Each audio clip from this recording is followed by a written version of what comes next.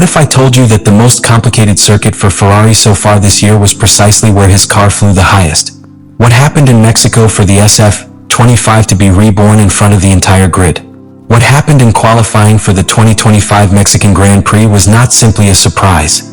It was a total break with the narrative that Ferrari had been dragging since the season began. And to understand why this was so unexpected, you first have to go back a few weeks and look at the path that led them here. Ferrari was coming off a start to the year full of contradictions. In Australia, his performance was disappointing. Lewis Hamilton, in his official debut with the Scuderia, barely managed to score a point. Charles Leclerc, for his part, had a lukewarm performance, and the Italian team left Melbourne without having shown significant progress against McLaren or Red Bull. It was clear that the SF25 had potential, but they were unable to translate it into consistent results. The updates promised for the start of the season barely mitigated its old ailments: lack of traction in slow corners, overheating brakes, and unpredictable behavior under changing conditions.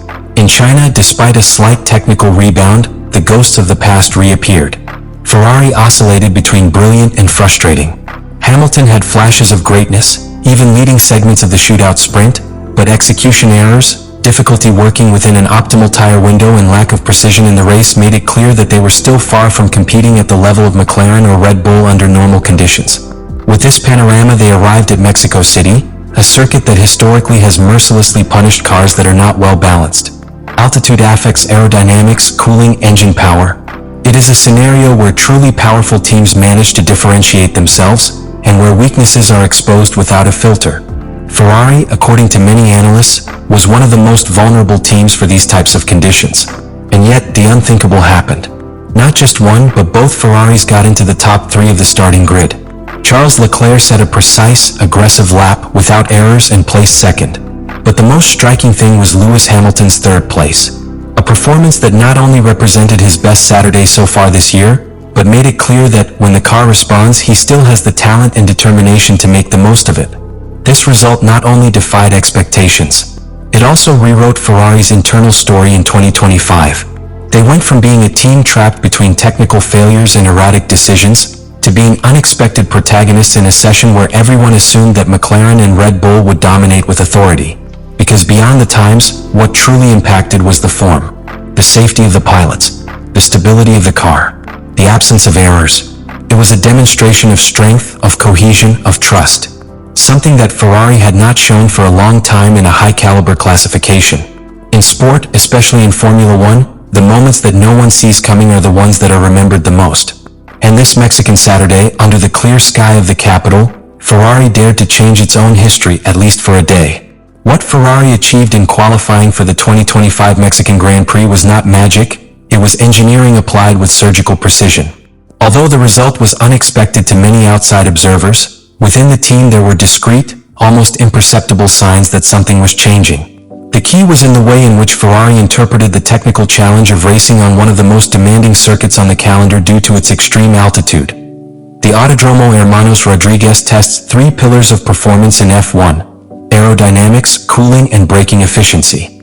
The density of the air is much lower than that of the rest of the circuits, and that changes everything. The aerodynamic load is reduced, the cooling capacity drops by up to 25%, and the engines, although they generate more horsepower as they have no resistance, suffer much more in thermal terms.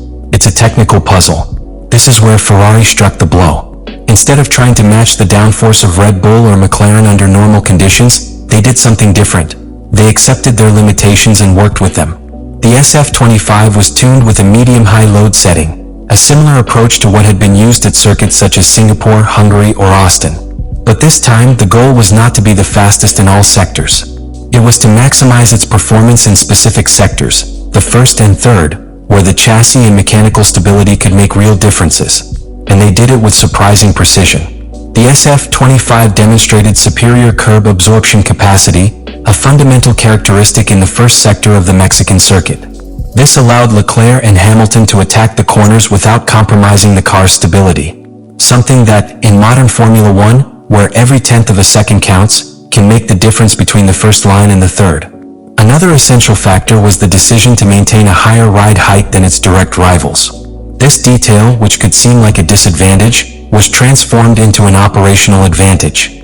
Ferrari continues to be one of the most cautious teams in terms of wear on the plank, that synthetic wooden board located at the bottom of the car that regulates how much the car can lower without violating the regulations.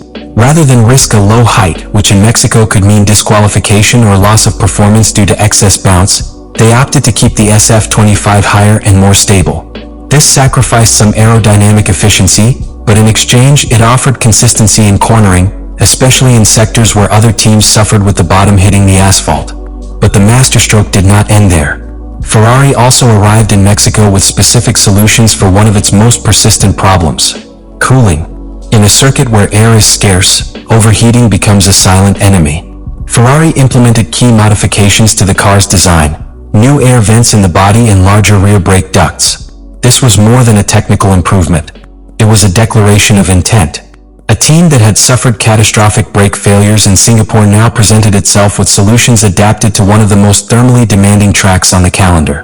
The intelligence of these decisions was reflected in the execution of the classification.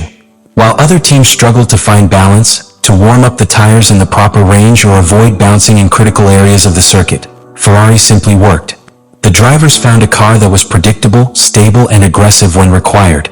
What we saw in Mexico was not a miracle. It was the product of a deep understanding of the environment, of the technical adaptation capacity of a team that, when it stops chasing unattainable ideals and focuses on maximizing what it has, is capable of doing extraordinary things. Ferrari didn't invent a new design philosophy for this weekend.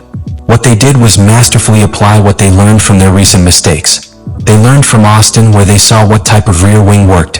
They learned from Singapore, where they understood that without thermal control, no performance is possible. They learned from China, where confidence in the brakes and overall balance was the difference between fighting for podiums or staying in the middle of the pack. The goal was not just to cool the brakes better. It was to ensure that even under extreme thermal stress, the SF25 systems could maintain consistent performance without degrading lap after lap. And that's exactly what they managed to implement for the Mexican Grand Prix. A circuit where, due to the altitude, the cooling loses efficiency by 25% and the margins of error are reduced to a minimum. The result was overwhelming.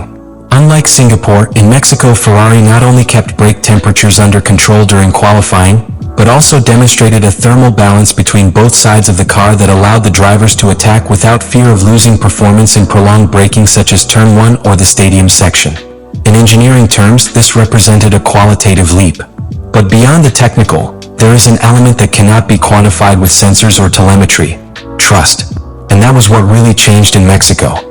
The drivers, especially Hamilton, who came from a complicated adaptation, found for the first time in 2025 a car that responded to them lap after lap without surprises, without scares, without erratic behavior due to temperature or loss of grip.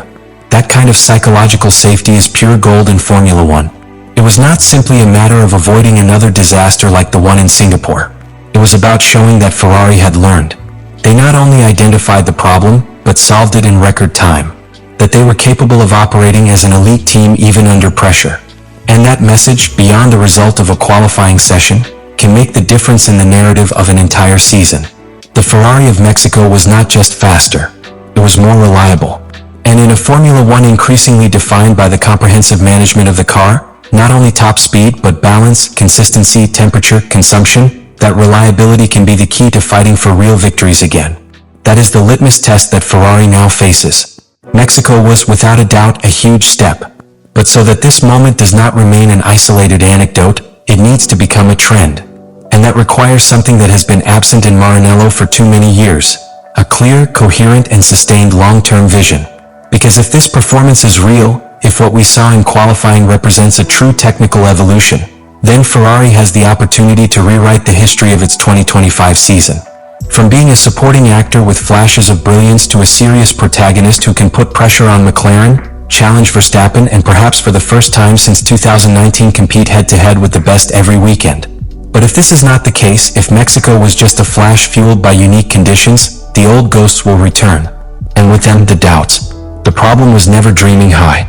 Ferrari's real problem has always been not knowing how to stay on top once it reaches the top.